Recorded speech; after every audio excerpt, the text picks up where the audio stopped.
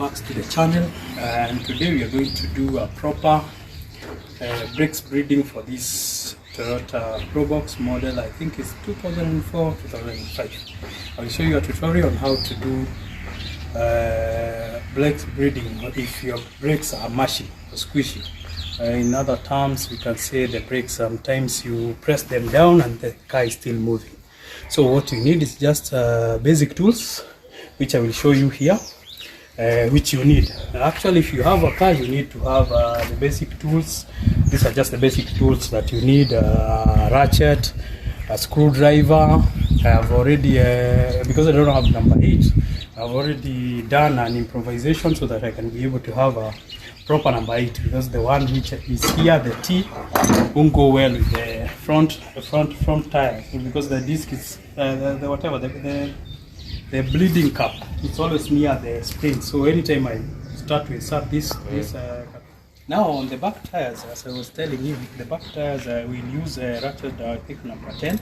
They usually have different the bleeding caps in the front, I'll be using number 8, and the bleeding caps at the back, I'll be using ratchet number 10. I think it's number 10. You can use this, either this, or you can also use a wrench, whichever works for you, whichever tool, so long as number 10. Now we are going to get under the car, and where I'll be using this carpet.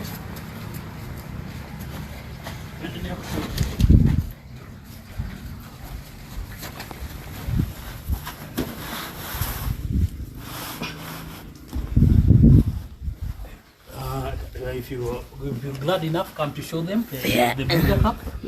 I think the bleeder cap is somewhere around here. Unfortunately, I don't have a lift kit at the moment, so we'll just be using here. Here is the bleeder cap. Let me show them. This particular thing, you can see it's already bled. So you had already done the bleeding before. What usually happens is you just open this cap here. This is the cap you're supposed to open. When you open it, then the cameraman will be at the driver's seat pumping the brakes. So we did that part. We also did the other parts on the other tires. As you can see, there is some black fluid leaking from the disc, or the drum. Because this car does not have 4 discs. This car has only two discs at the front, and its drum is a bit trickier than the front, the back wheels. The front wheels, there are so much happening around the disc. Behind the disc, you have coilovers here. So when you are trying to open the bleeder caps, what usually happens, if you are using the T, now if I'm using this one, the springs, because this is the best thing for opening them, but now I need a smaller one, which I don't have at the moment, but we will improvise on that. I did show you what I'll be using. I'll be using this ratchet to open it, because I think I'll be needing number 8, but it's still not opening. But I'll come away. I might even use the pliers here, down here. So all I'm trying to do is open the bleeder pack here, the bleeder cap, and then he'll be able to do the pump the brakes and pump out the air. So I have to start, go under, and then I'll be able to show you guys later what I've done. In this, I'll take you on a faster mode, where I'll be first doing what I'm doing, then I'll be showing later what I've done. Now what we've already done, I think I've already opened the bleeder cap enough, and as you can see, the brake fluid is already has started to fall. Now what we will do now, I don't know if the cameraman is kind enough to show them. Yes, thank you. Now what's dripping there, that's the bleeder cap. You already opened the bleeder cap. Now the cameraman, unfortunately, because I'm a cheap mechanic, I'm going to save the brake fluid. I'm going to put a container here. It's going to catch the excess as you are going to pump the brakes. Thank you, sir. And you are going to the cameraman. We have changed the cameras so that the cameraman can be able to go and be pumping the brakes as you tell him. Okay, it's pumping. Okay, again. That's okay, that's enough. Now you've done. Now that's what you call, you have removed all the airs in the system. Now all that I'm going to do now is I'm going to now go take my T here and lock this thing. The space here is a bit tricky because it's very tight. What we'll be doing here now is just tightening it. Oh, sorry, I was opening it instead of tightening it. I'll use my hand. Closing is always clockwise, and opening it's anti-clockwise.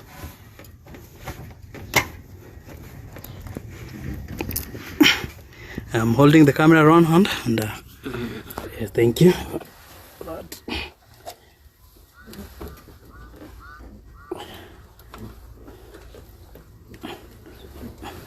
This is something that is a bit easy. You can do it at home. Now I'll switch on to the camera, and the cameraman will go back again and again pump on the brakes. So we see if the bleeder cap is bleeding or we need to tighten it further.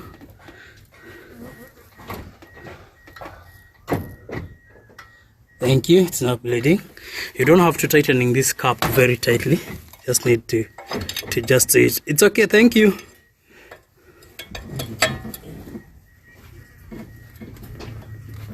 Just tighten it enough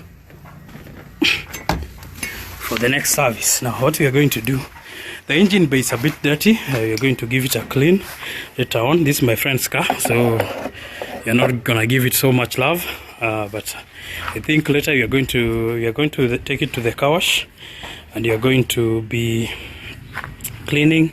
It's going to be the car wash guys will clean the engine, because what usually happens, and I usually tell guys, don't wash the engine by yourself, because what usually happens, you may wash some aspect of this now, because these cars, the modern cars, have so many sensors. Some of the sensors are allergic to water. I think they have some allergy to water, because what usually happens, when you wash the engine by yourself, instead of just cleaning it, you can just take a damp cloth and clean it. Otherwise, you can take it to a car wash where they specialize on engine washing, the engine bay washing, and they'll clean it for you. So after we have done all that, what we are going to do again, you have seen, as you see, the brake fluid level has gone down, because you have been using we have been when we are bleeding, the fluid was going, I think some of it was going down, and some of it we did catch it on our cylindrical plastic that we had here. But now I'm going to add a little bit so that it can come to the level that it's required. You can use whichever brake fluid that you need. And when I'm adding, the cameraman will be pumping, so you can get the level. And when the level is on, usually some guys says you have to when you're adding the brake fluid, the engine has to be running. I don't think that's ideal, or it has any impact on the car. This is not oil, so when you're changing oil, the only aspect of having the engine running on a module which works by itself, I don't think there's any need. So I've just added the brake fluid to the level that's recommended, and I'm going to be pumping the brake now myself to see if they are enough.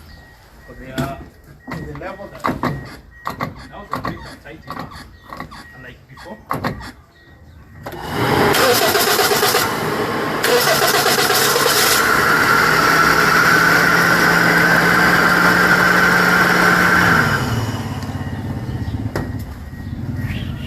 Brakes are good now, and what we usually recommend after this, because what should happen, the brake fluid, the spills are just alright. There's nothing so much that we can do about the brakes.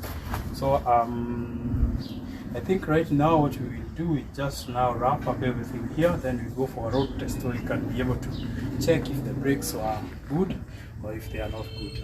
So I think in a moment we'll be on the road, that will give you the details and you'll be able to see if we did a great job or we did not do a great job. This is something you can do at home, do it yourself. It's just an easy task. Opening the four, you must have someone who's helping you. On our case here, you can do it by yourself, but you cannot do it. You need someone to be able to be pumping for the brake for you. So you need another person, and like me who's doing a video, I have to have 3 guys. Because now at the moment I have only 2 guys. I have myself and the camera guy, but we decided to do the service for this car because the brakes were not good for the road. So we'll just wrap up here and then we'll go to the road and we'll show you how the brakes were. I wish I could have shown you how the brakes were before, but another video for that. Thank you.